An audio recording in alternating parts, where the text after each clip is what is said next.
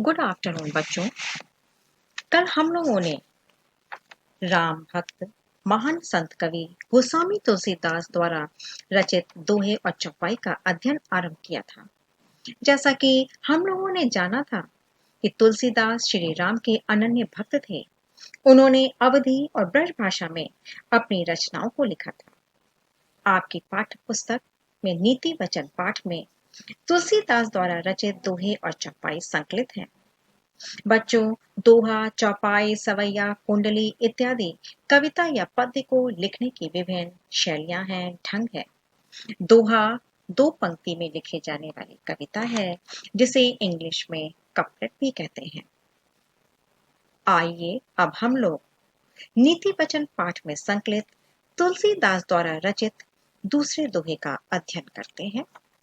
तुलसी यह संसार में भांति भांति के लोग, सबसो हिलमिल चालिए नदी नाव संजो। सबसे पहले हम लोग इस दोहे में आए हुए कठिन शब्दों के अर्थ देखते हैं।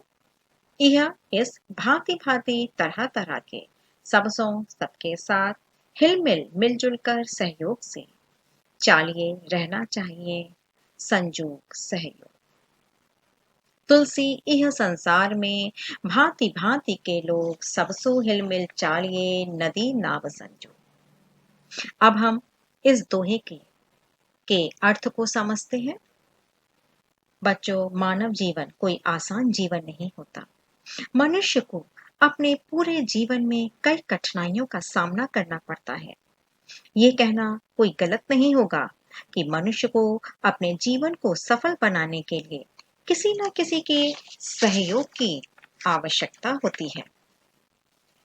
सहयोग जीवन का आधार होता है। मनुष्य के परस्पर आपसी सहयोग, मित्रता, प्रेम से ही समाज बनता है। सहयोग से ही समस्त कार्य आसानी से संपन्न हो जाते हैं। जिस प्रकार हमारे शरीर के सभी अंग एक दूसरे के सहयोग से ही शरीर को चलाते हैं, उसी प्रकार मनुष्यों को आपस में सहयोग, मिलजुल कर रहना चाहिए। मनुष्य तभी विकास कर सकेगा जब वह एक दूसरे की मदद करेगा, एक दूसरे की सहायता करेगा, एक दूसरे को सहयोग करेगा।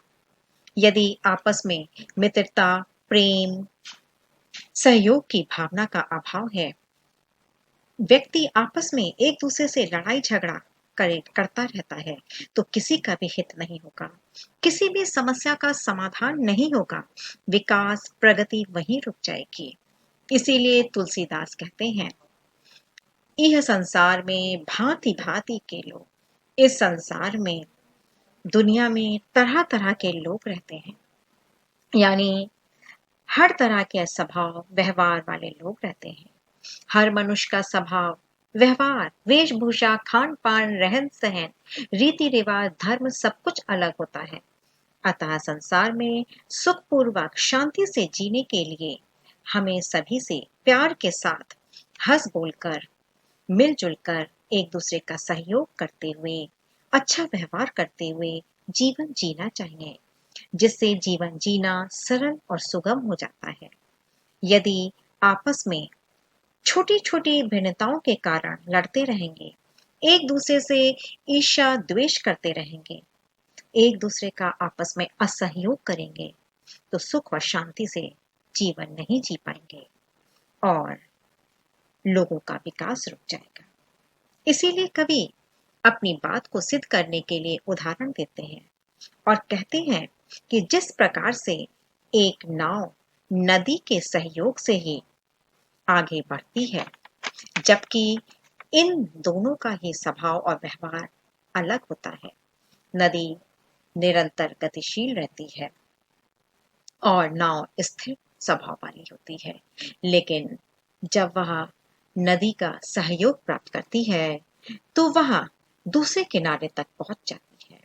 वैसे ही मनुष्यों को भी अपने सौम्य, प्रेम पूर्वक व्यवहार से जीवन रूपी भवसागर को पार करना चाहिए, अर्थात जीवन में जीना चाहिए, एक दूसरे का सहयोग लेना और सहयोग देना चाहिए।